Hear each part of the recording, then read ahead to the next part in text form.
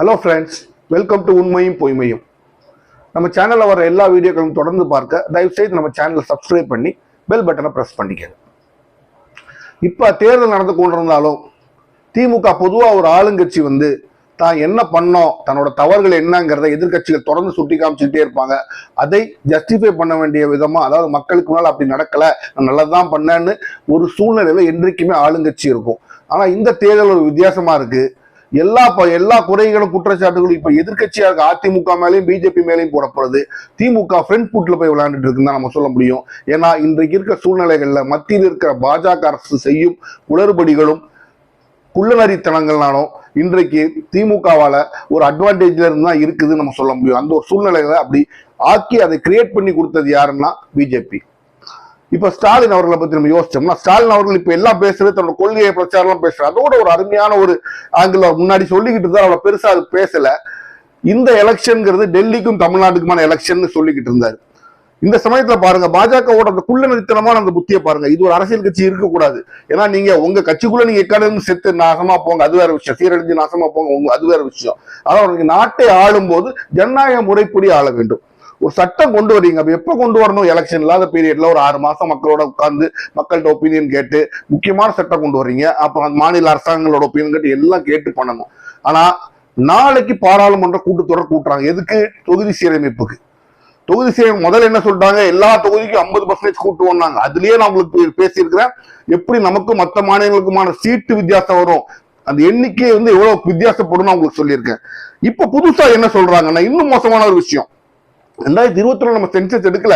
அதனால இப்ப அரசியலமைப்பு சட்ட திருத்தம், அதாவது இப்ப கொண்டு வர சட்ட திருத்தம் அரசியலமைப்பு சட்ட திருத்தம் 2/3 மெஜாரிட்டியில பாஸ் ஆகணும். இருக்கிற நபர்கள்ல 2/3 மெஜாரிட்டியில பாஸ் ஆகணும். அப்ப இப்போ எல்லாரும் வந்தாங்கன்னா 362 பேர் அதுக்கு கையெழுத்து போட்டாலும் ஒத்துக்கிட்டாதான் அது பாஸ் ஆகும். இங்க ராஜ்யசபா, லோக்சபால 250 பேர்ல இங்கிட்ட 160-170 பேர் ஒத்துக்கிட்டாதான் பாஸ் ஆகும். இந்த 2/3 மெஜாரிட்டி கிடைக்குமா? கிடைக்கலாம். ஏன்னா சந்திரபாபு நாயுடு மாதிரி பச்சுவந்திகள் எல்லா பக்கமும் இருக்கத்தான் செய்யறாங்க. கொஞ்சம் கூட மான உணர்வு, ஈன உணர்வு இல்லாத அரசியல் தலைவர் இருக்கத்தான் செய்யறாங்க. அப்போ இந்த விஷயத்துல இதுவரைக்கும் சொல்லப்பட்டிருந்த எல்லாருக்கும் 50% சீட்டு கூடும் சொல்லப்படுது. இப்ப திடீர்னு மாத்தி பேசுறாங்க. 2011 சென்சஸ் படிதான் இப்ப நம்ம சீட்டு கொடுக்க போறோம். 2011 சென்சஸ் படி பாத்தீங்கன்னா உத்தரப்பிரதேசுக்கும் பீகாருக்கு உதாரணத்துக்கு 80 140 150 ஆகும். பீகாருக்கு இருக்கு 40 70 80 ஆகும். நமக்கு இருக்க 39 59 ஆகணும் அவங்க கணக்குப்படி சொன்னா. ஆனா 59 ஆகணும் எங்குமே சொல்லவில்லை. அமித்ஷாவோ சென்ட்ரல் கவர்மெண்டோ எந்த உத்தரவாதம் கொடுக்கவில்லைன்னு யார் சொல்றாரு? தமிழக முதல்வர் ஸ்டாலின் சொல்றாரு. அப்ப இந்த பில்ல என்ன கொண்டு வந்திருக்காங்க, நாளைக்கு வர போற இந்த பில்ல என்ன கொண்டு வந்திருக்காங்க யாருக்குமே இன்னைக்கு வரைக்கும் தெரியல. யாருக்கு? நமக்கு தெரியலாம் பரவாயில்ல, எம்பிகளுக்கும் எதிர்கட்சி தலைவருக்கு யாருக்குமே தெரியல. அப்ப என்ன? திருட்டு பைய ஏதோ திருட்டு வேலை செய்யறான் அப்படின்னு அர்த்தம். நல்ல வேலை செய்யறவன் அதை வெளியா பப்ளிக் காமிச்சு வெட்ட வழியா நீங்க கொண்டு வரலாம். மறைச்சு மறைச்சு மறைச்சு பண்ணோம்னா ஏதோ திருட்டு வேலை நடக்குதுன்னு அர்த்தம். நாளைக்குதான் எல்லாத்துக்குமே தெரியும் இங்க என்ன நடக்க போகுதுன்னு. அவசரமா இந்த சமயத்துல இந்த செஷனை கூட்டுறாங்க. எது கூட்டுறாங்க? எலெக்ஷன்ல எல்லா எதுக்கிற ஸ்டேட்ஸ் 2 சிஎம் பினராயி விஜயனும் ஸ்டாலினும் ரொம்ப இங்க பிஸியா இருப்பாங்க. தென் மாநிலங்கள் எதுக்குறாங்க. காங்கிரஸ்ல அங்க பிரச்சனை ஓடிட்டு இருக்கு. கர்நாடகா பிரச்சனை, ரேவந்த் ரெட்டி சும்மா கையை தூக்குவாரு, ஒன்னும் பிரச்சனை இல்லை. அந்த சந்திரபாபு நாயுடு அவருக்கு தான் எந்த பிரச்சனையும் கிடையாது. அவரை கவனிக்கிற மாதிரி கவனிச்சுட்டா அவர் தாண்டாலே குண்டு போட்டாலும் வாங்கிட்டு போயிடுவார். அந்த மாதிரி ஒரு தலைவர் இப்ப எல்லாரும் செட் பண்ணி வச்சுட்டாங்க. எதிர்க்கிற 2 பேரும் தேர்தல் இருக்கிறனால இந்த காலத்தை பயன்படுத்தி நம்ம இந்த பில்ல கொண்டு வந்துடணும். இப்ப பாருங்க, திமுக பிரச்சாரத்துல இருக்கு. ஆனா என்ன சொல்லியிருக்காரு, நாளைக்கு ஸ்டாலின் என்ன சொல்லியிருக்காரு, கரெக்டா பண்ணியிருக்காரு. அரசு அவரும் பிரச்சாரத்துல இருக்கிறாரு. காணொலியில எல்லாத்தையுமே நாளைக்கு நீங்க பார்லிமெண்ட்டுக்கு போகணும் அப்படின்னு சொல்லி எல்லாத்துக்கும் ஆர்டர் போட்டு நாளைக்கு திமுக எல்லா எம்பிக்களும் பாராளுமன்றத்துல இருப்பாங்க. அப்ப காங்கிரஸும் இந்த டீலிமிட்டேஷன் எடுத்துதான் ஓட்டு போட போகுதுன்னு சொல்லுது. அப்ப அந்த 360 ஓட்டு எப்படி கிடைக்கும் ஒரு கேள்வி. இதை எப்படி குறுக்கு வழியில பண்ணுவாங்கன்னு உங்களுக்கு நான் சொல்றேன். 2 அவையில சேர்ந்து கூட்டுவாங்க. எப்படி? நாடாளுமன்றத்தையும் மாநிலங்களையும் சேர்த்து கொடுங்க. ஒருவேளை உங்களுக்கு மாநிலங்கள மெஜாரிட்டி இல்லைன்னு வச்சுக்கோங்க, இதுல 360 இருக்கு, 2/3 இருக்கு மாநிலங்கள மெஜாரிட்டி, இங்க 2/3 கூட இருக்கு மாநிலங்கள மெஜாரிட்டி. 2 சேர்த்து கூட்டி அதுல 2/3 அவங்க பாஸ் பண்ணிட்டோம் அப்படிம்பாங்க. இதுல இன்னொரு வழி இருக்கு. ஒழுங்கா ஒவ்வொன்னா வாக்கு போட்டு எடுத்து கிடைக்கலன்னு வச்சுக்கோங்க, எல்லாரும் கை தூக்குங்க, நிறைய பேர் கை தூக்கிட்டாங்க பாஸ் பண்றேன்னு. ஓம் பிர்லா அவர்கள் இருக்கார் இல்லையா, ஐயோ எனக்கு ரொம்ப ஆபத்தா இருக்கு, பிரதம மந்திரி அடிக்க வந்துட்டாங்கன்னு சொன்னார். அதே ஓம் பிர்லா தான். அந்த ஓம் பிர்லா தன் சித்து விளையாட்டுகளை காமிச்சு இந்த பில் கான்ஸ்டிடியூஷன் அமெண்ட்மெண்ட் பாஸ் அப்படின்னு கூட அவர் சொல்லலாம். என்னன்னாலும் நடக்கலாம் நாளைக்கு. அப்போ எதிர்கட்சின்னு சொல்றதை விட ஜனநாயகத்தை பாதுகாக்க வேண்டிய கடமையில் உள்ளவர் எல்லாருமே இன்றைக்கு பிஜேபியை தவிர எல்லாருமே இதில் எதிர்த்துதான் ஓட்டு போட வேண்டும். அதுதான் நியாயமான ஒரு விஷயம். நடக்குமான்னு தெரியல. வட இந்தியாவில் சில கட்சிகள் எனக்கு ஆதாயம் சொல்லி அவங்க கூட ஓட்டு போடலாம். ஆனாலும் தென்னிந்திய கட்சிகள் எல்லாமே இது எதிர்க்கத்தான் வேண்டும். அப்போ எந்த மூலையில கொண்டு வர்றாங்க பாருங்க. இந்த சமயத்துல கொண்டு வந்தா தமிழ்நாட்டோட சீட்டு குறையும், தமிழ்நாட்டோட சீட்டு குறைஞ்சா தமிழ்நாட்டில் நம்ம தோப்போம், எடப்பாடி பழனிசாமி தோப்போம் அப்படிங்கிறத கொஞ்சம் கூட அவங்களுக்கு வருத்தம் இல்லை. அப்ப எடப்பாடி பழனிசாமியோட பேரு உங்களை பத்தி அவன் மதிக்கவே இல்லை, நீங்க அவனுக்கு அடிமை, அதான் பேர். அந்த அடிமைங்கிறது உண்மை நிரூபிச்சிட்டார். இப்ப எதிர்ப்பு தெரிவிக்கணும். அப்ப ஸ்டாலின் வந்து என்ன சொல்றாரு, நீங்க தமிழக மக்களும் திமுகவும் அமைதியா இருக்குன்னு மட்டும் நினைக்காதீங்க. டிஎம்கேவோட தலைவர் மட்டும் தமிழகத்தோட சிஎம்மும் நான் முன்னிலையிலிருந்து போராட்டத்தை நடத்துவேன். 50-60களில் என்ன இந்த திமுக அதை மறுபடியும் காமிக்கங்கள் வச்சிடாதீங்க அப்படின்னு அவர் சொல்லியிருக்காரு. நாளைக்கு திமுக கூட்டணிக்கு என்ன அழைப்பு கொடுத்துருக்காங்கன்னா, நாளைக்கு ஒரு எல்லாரும் அவங்க வீட்டுல கருப்பு கொடி கொட்டுங்கன்றாங்க. அப்படி ஒரு சூழ்நிலை தான் இன்றைக்கு நாம இருக்கிறோம்.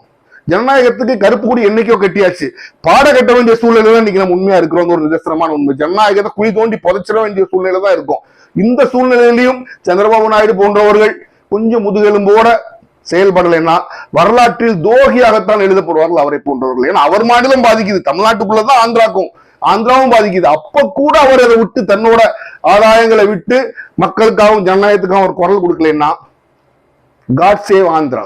இப்படிப்பட்ட தலைவர்களால தான் தமிழகத்தை மாதிரி ஒரு வெகு உயர்வு பொசிஷன்ல அடைய வேண்டிய ஆந்திரா கொஞ்சம் பின்னால போயிருக்கிறீங்கல்ல. சந்திரபாபு நாயுடு ஒரு மிக முக்கியமான நபருக்கு நம்ம மறுக்க முடியாது. அப்ப இன்றைக்கு சூழ்நிலை இப்படிதான் இருக்கு.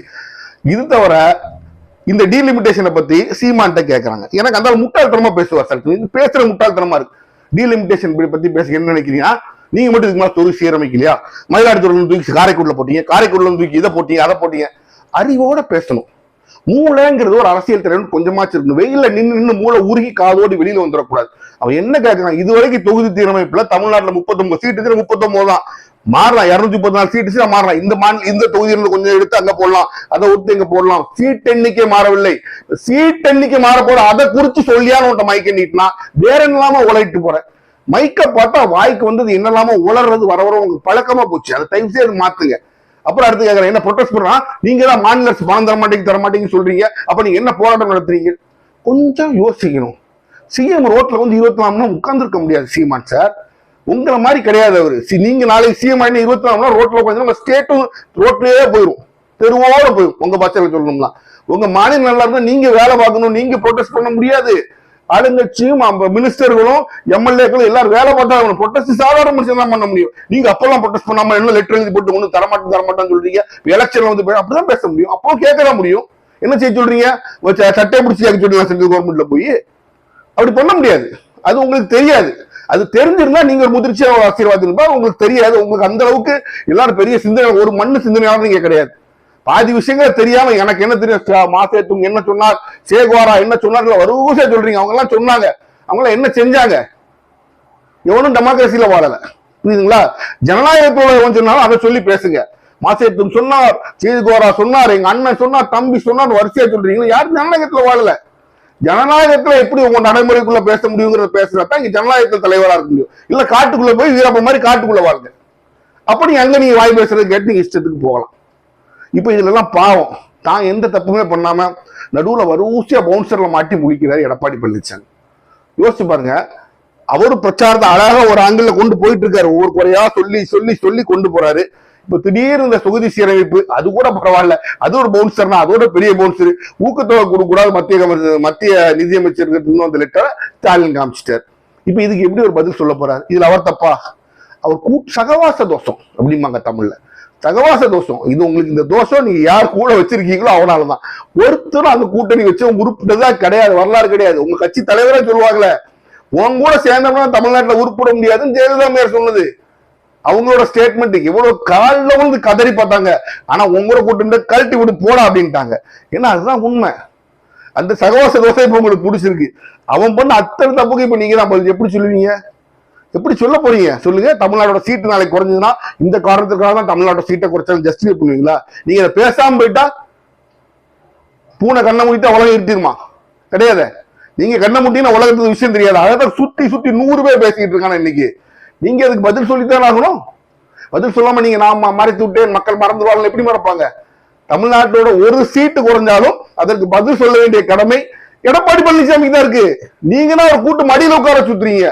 அப்போ அதோட விளைவு அந்த ஒரு சீட்டு குறைஞ்சாததுக்கு காரணம் யாருன்னு என்ன கேட்டா, முதல்ல எடப்பாடி பழனிசாமி, ரெண்டாவது நரேந்திர மோடி நான் சொல்லுவேன். அப்படிதான் உண்மை. அந்த ஆளை தூக்கி மடியில, அதாவது ஒரு வார்த்தை சொல்லுவோம், எதையோ ஒன்று குளிப்பாட்டி நடுவுல வச்ச மாதிரி, நடு வீட்டுல வச்ச மாதிரி நீங்க குளிப்பாட்டி நடுவுல வீட்டுல வச்சிருக்கீங்க. அப்ப காரணம் யாரு? குளிப்பாட்டி வச்சவனத்தை நான் முடிக்க முடியும், அதை நான் ஒன்றும் சொல்ல முடியாது. புரியுதுங்களா? அப்ப நீங்க தான் அதுக்கு காரணமானவர். அப்ப நீங்க தான் அதுக்கு பதில் சொல்லி ஆகணும். எலெக்ஷன் போய் நின்று சொல்றீங்க, அங்க போய் நின்று தேனி அந்த பக்கத்துல போய் நின்று உங்க ஊர்ல இருந்து ஒருத்தர் இப்ப வெளில போயிட்டாரு, எங்க இருந்தாலும் நல்லா இருக்கட்டும், இப்படிலாம் பேசுறதுனால, நீங்க ஒருத்தர் வாழ்த்துறதுனாலயோ ஒன்னு சொல்றதுனாலயோ இப்போ உங்க குறை நீங்க என்ன சொல்றீங்கிறது யாருக்கும் புரிய மாட்டேங்குது. ஏன்னா நேத்து உங்க கட்சியில இருந்து ஒருத்தர் என்னவோ பேசிட்டு போறாரு, செல்லூர் ராஜு. ஒரு ஒரு அது எனக்கு ரொம்ப கஷ்டமா இருந்துச்சு கேட்குற, அப்படி ஒரு வார்த்தையை பேசிட்டு போறாரு. இன்னைக்கு நீங்க உட்காந்து இவ்வளவு கஷ்டமான காரியங்களையும் ஸ்டாலின் சொல்றது கரெக்டா தான் இருக்கு. உங்களுக்கு மாநில உரிமைங்கிற விஷயத்துல கூட கொஞ்சம் கூட உங்க முதுகெலும்போட நடக்க முடியல அப்படின்னா கட்சியை கழிச்சிட்டு பிஜேபியில சேர்ந்துருங்க, அது உண்மையா தானே இருக்கு. ஏடிஎம்கே இருந்ததுக்கு பிஜேபியோட ஸ்போக்ஸ் பர்சனா இருக்கீங்க, போயிருங்க.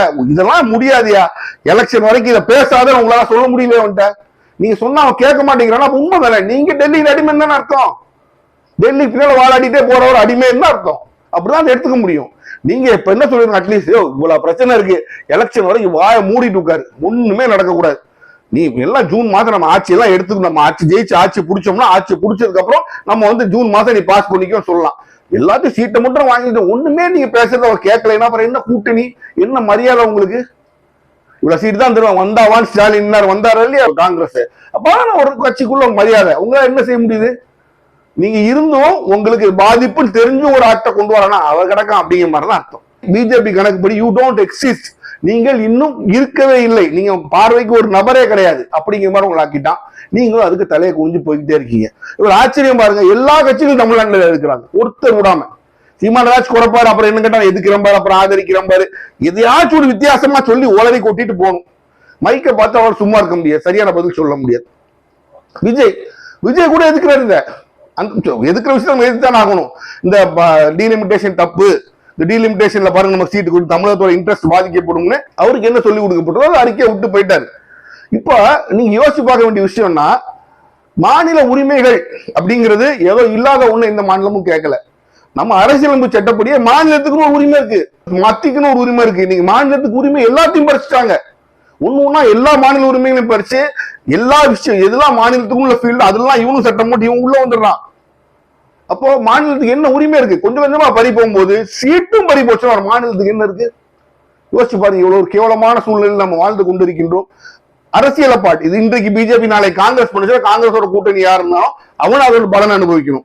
இன்னைக்கு பிஜேபி பண்ணுது, பிஜேபியோட கூட்டணியில நீங்க இருக்கிறீங்க, அப்போ அதோட பலனை நீங்கள் தான் அனுபவித்தாக வேண்டும். நீங்க எல்லாம் நினைக்க தமிழ்நாட்டில் என்ன பக்கம் சண்டை போட மாட்டான், ஓட்டுல இறங்கி சண்டை போட மாட்டான், கத்த மாட்டான், வெட்ட மாட்டான், கூட்ட மாட்டான், நல்ல பசங்க தமிழின் ஓட்டுல வச்சு செய்வாங்க உங்களை. புரியுதுங்களா? ஆல்ரெடி நீங்க ரொம்ப கஷ்டப்படுறீங்க. எங்கடா பார்த்தா பல சைட்ல இருந்து உங்களை அடிக்கிறாங்க. எங்கன்னு பார்த்தா அடி வர்றது ஃபுல்லு யார்ட்ட இருந்து வருது? உங்க சைட்ல இருந்து வருது. அவ்வளவும் பிஜேபி. நீங்க எப்படி தடுப்பீங்க? உங்க குற்றத்துக்கு நீங்க பதில் சொல்லலாம். அடுத்தவன் செஞ்ச தப்புக்கு என்னைக்கு நீங்க சுமந்துட்டு பதில் சொல்றீங்களோ அன்றைக்கு அரசியல் ஃபீல்டுல உங்களை அவன் மதிக்கல அப்படின்னு அர்த்தம். ஒண்ணு நீங்க சொல்றத கேட்கணும், இல்ல போடான நீங்க கழட்டி விடணும். ரெண்டுமே அவங்களால பண்ண முடியலன்னா உண்மையாவே திமுக சொல்ற அந்த வார்த்தை நீங்கள் டெல்லியின் அடிமைங்கிற வார்த்தை உண்மைங்கிற நிரூபிக்கிற மாதிரி ஆகுது. இப்ப கூட ஹை டைம், இன்னும் ஒரு வாரம் இருக்கு. நீங்க ஏதாச்சும் செஞ்சது நிப்பாட்ட முடிஞ்சா நிப்பாட்டுங்க. நீங்க சொன்னாலும் கேட்க போறது இல்லை என்றால் இதன் விளைவு, இதோட பாதிப்பு உங்களுக்கு தமிழக எலெக்ஷன்ல நிச்சயமாக தெரிஞ்சாங்க.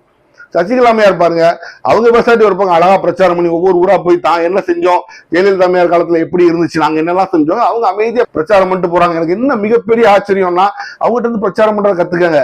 ரொம்ப டீசெண்டா நம்ம பிரச்சாரம் பண்றாங்க. பிரச்சாரத்தை பாருங்க, எனக்கு அவங்க பிடிக்காது, நல்லாவும் கெட்டவர் தான் சொல்ல வரல. ஆனா சசிகலா அம்மையோட பிரச்சாரத்தை பாருங்க, கிரிட்டிசிசம் இருக்கு.